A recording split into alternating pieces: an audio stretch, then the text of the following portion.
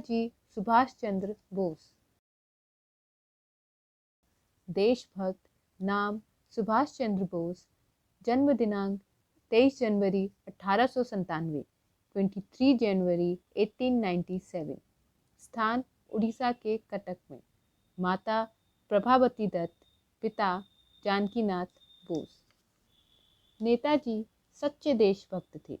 उनके लिए देश सबसे पहले था।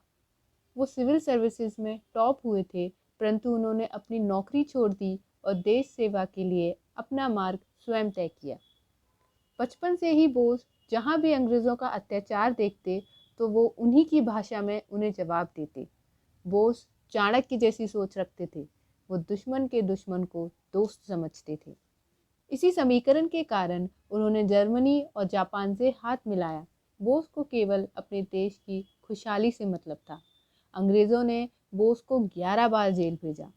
1941 में 11वीं बार जेल से बाहर आते ही वो अपने भाई की मदद से देश छोड़कर अफगानिस्तान के रास्ते रशिया चले जाते हैं। रशिया की मदद से बोस जर्मनी चले जाते हैं। देश से दूर रहकर विदेशों में बैठकर बोस भारत की आज़ादी के लिए लड़ने के वास्ते फौज बनाने में जुट जाते हैं। दुनिया भर से भारतीय युद्ध कैदियों को बोस अपनी सेना में ले लेते थे। बोस जी की एक विशेषता थी कि वो किसी की भी आंखों में धूल झोंककर अंडरग्राउंड होने में माहिर थे। उन्होंने गुप्त रहते हुए भी एक शक्तिशाली सैन्य का निर्माण कर दिया। आज़ाद हिंद फौज, जिसे INA भी कहते हैं, इंडियन नेशनल आर्मी, जिसका विधिवत गठन 5 जुलाई 1943, 5 जुलाई 1943 को हुआ। रानी झांसी रेजिमेंट विश्व की प्रथम महिला फौज थी। ये आज़ाद हिंद फौज का अभिन्न अंग थी। इसका गठन 15 जुलाई 1943, 15 जुलाई 1943 सिंगापुर में हुआ। रानी झांसी रेजिमेंट की प्रथम कैप्टन डॉक्टर लक्ष्मी स्वामीनाथन थी। कहते हैं 1 नवंबर 1943, 1 नवंबर 1943 तक इसमें 300 महिलाएं सम्मिलित हो गई थीं। उनके सबसे महत्वपूर्ण 2 नारे थे। प्रथम, दिल्ली चलो।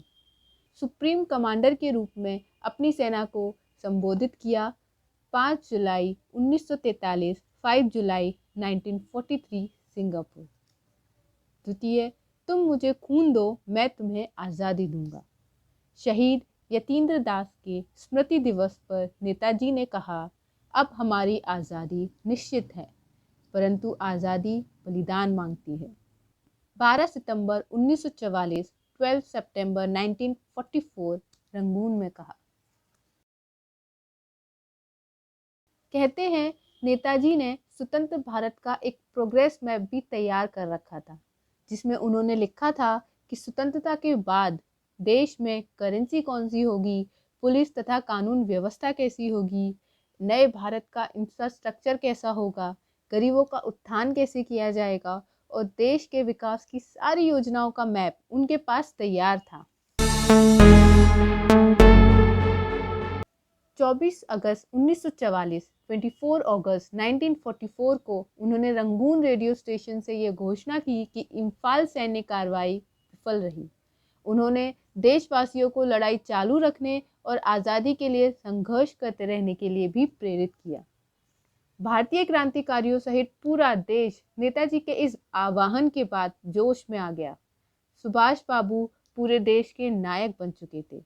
इसके बाद ब्रिटिश इंडिया नेवी और ब्रिटिश इंडिया के सारे सेना वालों ने अंग्रेज़ों के विरुद्ध विद्रोह कर दिया और कहा कि हम अंग्रेज़ों के लिए नहीं लड़ेंगे। इंडियन नेवी ने अपने जहाज़ों और केंद्रों में सुभाष चंद्र बोस की तस्वीर तब लगा दी थी। अंग्रेज़ भारतीय सैनिकों की इस बगावत से और विदेशों में बैठे बैठे उनमें जोश भर रहे सुभाष चंद्र बोस से डर गए। उन्हें गृह युद्ध का आभास हो गया था, इसलिए उन्होंने भारत को जल्द ही स्वतंत्रता देने की बात कर डाली। नेताजी सुभाष चंद्र बोस को स्प्रिंगिंग टाइगर भी कहा जाता है। 16 अगस्त 1945, 16 अगस्त 1945 को नेताजी थाईलैंड की राजधानी बैंकॉक पहुंचे। बैंकॉक में आज़ाद हिंद फौज का मुख्य केंद्र भी था। बैंकॉक से वियतनाम वो INA के विमान में गए।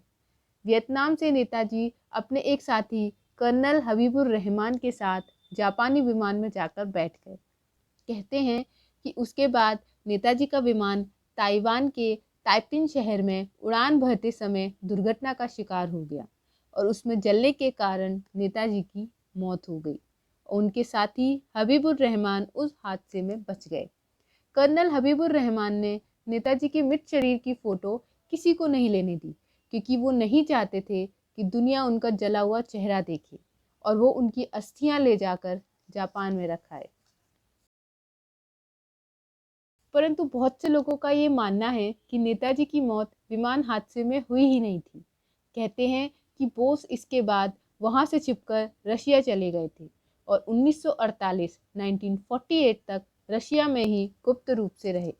सन 1999 में गठित मुखर्जी कमीशन की रिपोर्ट कहती है कि उन्होंने ताइवान में जाकर पड़ताल की और उन्हें ये पता चला कि 1945 में नेताजी के विमान हादसे के समय ताइपिन के एयरपोर्ट के सैकड़ों किलोमीटर के आसपास भी कोई विमान घटना हुई ही नहीं थी।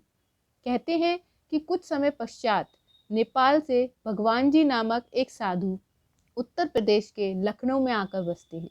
वो एक दिन चश्मा बनवाने जाते हैं तो एक इंसान उन्हें देखकर सुभाष चंद्र बोस के नाम से पुकारता है। इस घटना के बाद उन्हें गुमनामी बाबा कहा जाने लगा।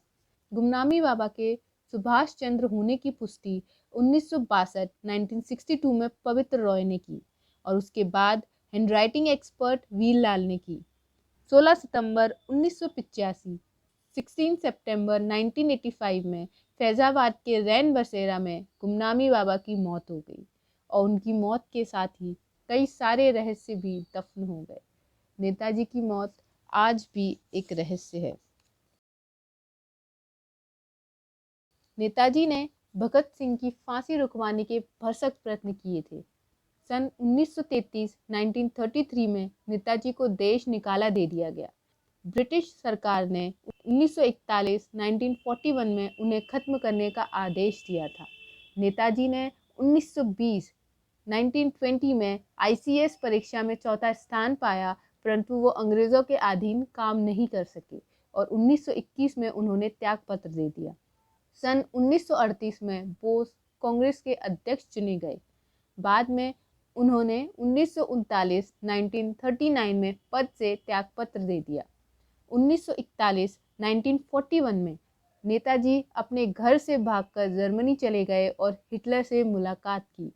21 अक्टूबर 1943, 21 अक्टूबर 1943 को एशिया के विभिन्न देशों में रहने वाले भारतीयों का सम्मेलन कर उसमें अस्थायी स्वतंत्र भारत सरकार की स्थापना कर नेताजी ने आज़ादी प्राप्त करने के संकल्प को साकार किया।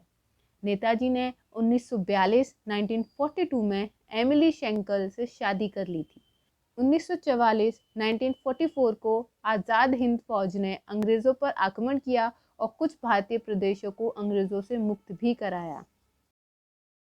नेताजी सुभाष चंद्र बोस हमारे देश के सच्चे नायक और राष्ट्रभक्त थे।